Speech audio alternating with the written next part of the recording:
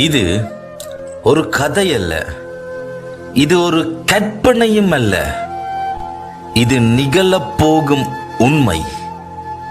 இந்த உலகம் முடிவிற்கு செல்கிறது. ஆனால் கேள்வி, நீங்கள் தயாரா?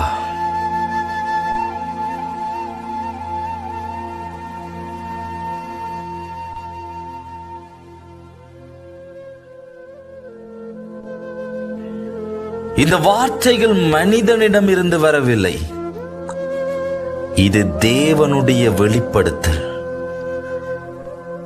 வெளிப்படுத்தல் 1:1 இது இயேசு கிறிஸ்துவின் வெளிப்படுத்தல். அவர் தம்முடைய ஊழியக்காரருக்கு காட்டினார் என்று எழுதப்பட்டுள்ளது. இது தேவன் கொடுத்த செய்தி, மனிதன் உருவாக்கிய கதை அல்ல.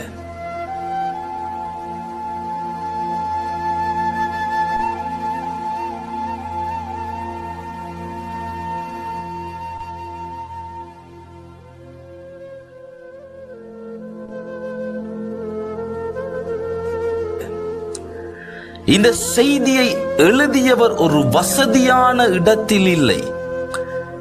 வெளிப்படுத்தல் 1:9 தேவனுடைய வார்த்தைக்காகவும் இயேசுவின் சாட்சிக்காகவும் பத்மு தீவில் இருந்தேன் என்று எழுதப்பட்டுள்ளது. அவர் துன்பத்தில் இருந்தார், ஆனால் தேவன் அவரை பயன்படுத்தினார். வெளிப்படுத்தல் 1:10 கர்த்தரின் நாளில் நான் ஆவிக்குள்ளானேன் என்று எழுதப்பட்டுள்ளது. இது சாதாரண அனுபவம் இல்லை, இது பரிசுத்த ஆவியின் வெளிப்பாடு. மனிதன் காண முடியாததை அவர் கண்டார்.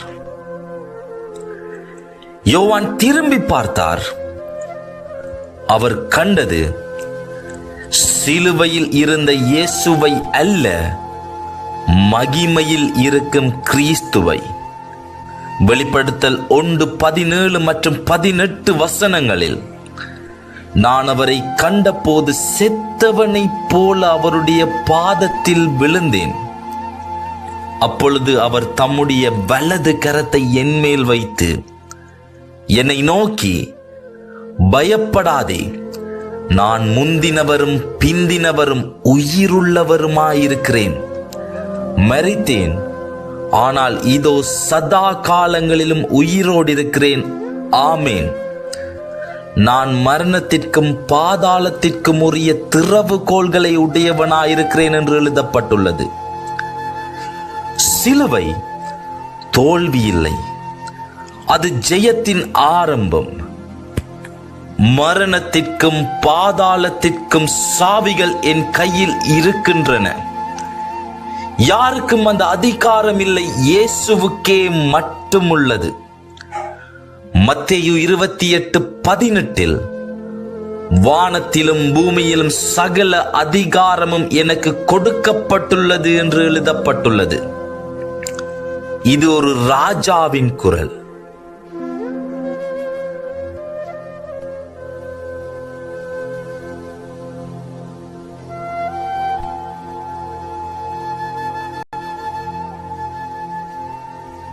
வெளிப்படுத்தல் 1:20 7 குத்து விளக்குகள், 7 சபைகள், 7 நட்சத்திரங்கள், 7 சபைகளின் தூதர்கள்.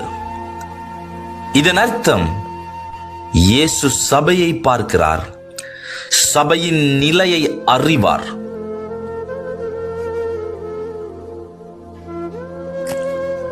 வெளிப்படுத்தல் 2:5 நீ எங்கே விழுந்தாய் என்று நினைத்து மனம் திரும்பு என்று எழுதப்பட்டுள்ளது.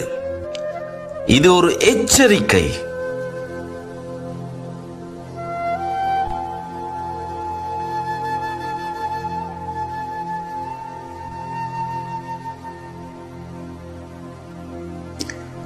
வெளிப்படுத்தல் 1:3 இந்த தீர்க்க தரிசன வசனங்களை வாசிக்கிறவனும் கேட்கிறவர்களும் இதில் எழுதியிருக்கிறவைகளை கை கொள்கிறவர்களும் பாக்கியவான்கள். காலம் சமீபமாயிருக்கிறது என்று எழுதப்பட்டுள்ளது. ஏன்? காலம் நெருங்கிவிட்டது.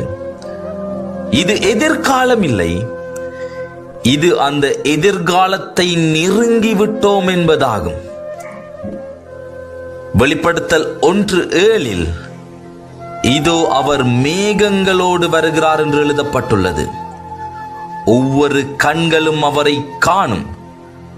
இது மறக்க முடியாத ஒரு சத்தியமாகும். மத்தேயு 24:30 மனுஷகுமாரன் மேகங்களில் வருவதை காண்பார்கள் என்று எழுதப்பட்டுள்ளது. இது உறுதியாக நடைபெறும் காரியம். இது வெறும் ஒரு வீடியோ அல்ல,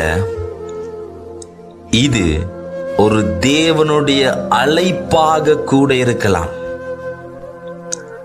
மனம் திரும்புங்கள், தயாராக இருங்கள், கிறிஸ்துவை ஏற்றுக்கொள்ளுங்கள், ஏனெனில் அவர் வருகிறார்.